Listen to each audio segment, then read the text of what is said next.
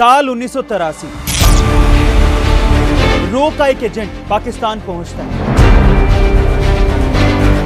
लेकिन पाकिस्तानी खुफिया agency ISI को इस एजेंट के बारे में पहले से ही पता लग जाता है और भनक लगने के बाद वो उस रो एजेंट को पकड़ लेती है, जिसके बाद उस एजेंट से पूछताछ की जाती है और मुंह ना खोलने पर उस पर जुल्म किए जाते हैं।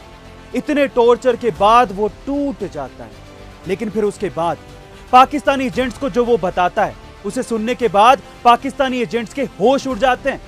वो ये कहता है कि पाकिस्तान में एक बहुत ही ऊंची पोस्ट पर बैठा मेजर कोई पाकिस्तानी मेजर नहीं बल्कि रो का एक खुफिया एजेंट है। खुफिया एजेंट कौन था? ये खुफिया एजेंट वो दिलेर खुफिया एजेंट जो कि पाकिस्तान में उन्हीं की नाक के नीचे मेजर बन के बैठा था और पाकिस्तानी चालों की खुफिया जानकारी रो को दे रहा था।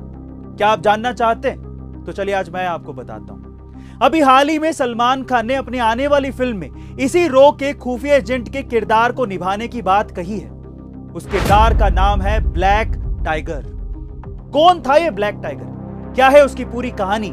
आज इस वीडियो में जानेंगे, लेकिन उससे पहले मैं आपसे कुछ कहना चाहता हूं। हमारे हिंदुस्तान की विडंबना यही है कि बड़े पर्दे पर हीरोगिरी दिखाने वाले इन एक्टर्स को हम लोग रियल हीरो मान लेते हैं और जब ये रील के हीरो किसी रियल हीरो का किरदार निभाते हैं तब हम कहीं जाकर इन रियल हीरोज की इज्जत करना शुरू करते हैं। लेकिन हमारी कोशिश यही रहेगी कि आज के बाद से ऐसा ना हो, ताकि आने वाली पीढ़ी फिल्मों में काम करने वाले इन एक्टर्स को सिर्फ एक्टर्स कहे और देश के लिए जान न्योछावर करने वाले हीरोज को हीरो।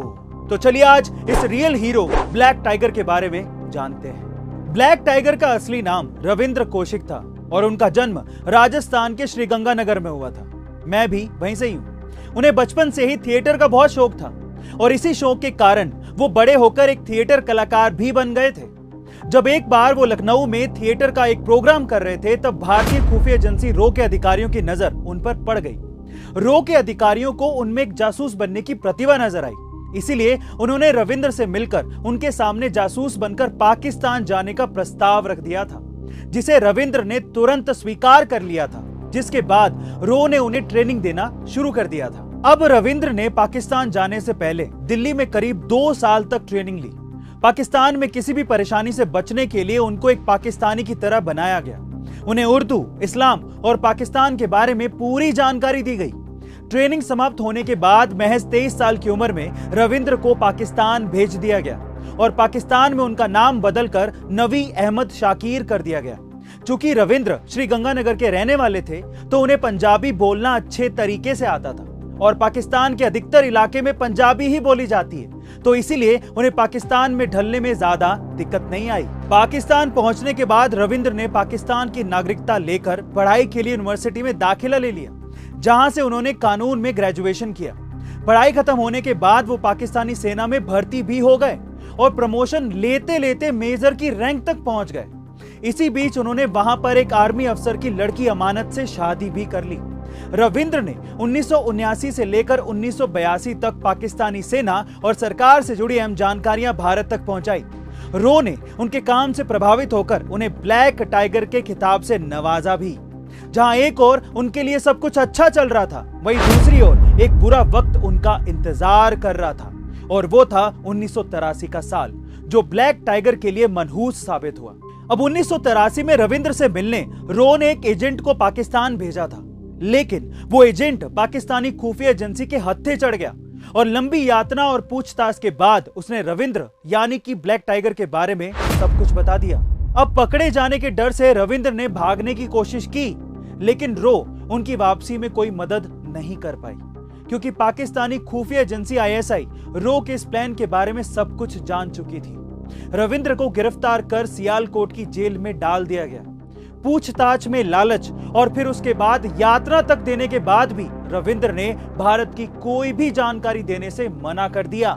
साल 1985 में उन्हें मौत की सजा सुनाई गई, जिसे बाद में उम्र कैद में बदल दिया गया।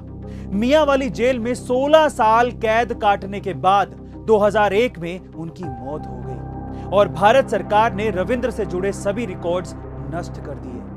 दोस्तों, जासूसी पेशे के साथ दर्द ही ऐसा है, जहां एक तरफ हर वक्त उनके गर्दन पर मौत की तलवार लटकती रहती है, वहीं दूसरी तरफ बदकिस्मती से अगर वो देश की सेवा करते हुए दुश्मन देश में पकड़ा जाए तो उसके देश की अपनी ये मजबूरी होती है कि ना तो वो उसकी मदद कर सकता है और ना ही उसे स्वीकार कर सकता है। और अंत में जब उसकी दुश्मन देश में मौत हो जाती है तो उसको अपने वतन की मिट्टी तक नसीब नहीं होती।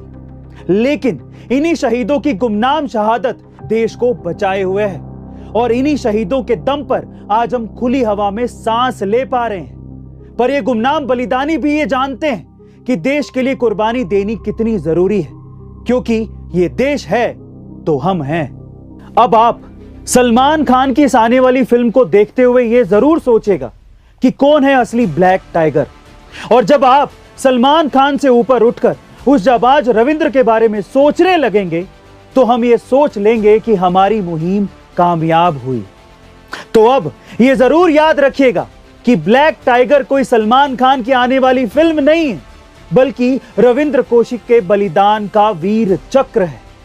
अंत में जाते जाते सिर्फ इतना ही कहना चाहूंगा, वो कुर्बानी भले ही गुमनाम थी, पर देश की आजादी की नींव में तुम्हारा नाम हमेशा हमेशा के लिए चमकता रहेगा। The black tiger Ravindra Kaushik. जय हिंद, जय भारत।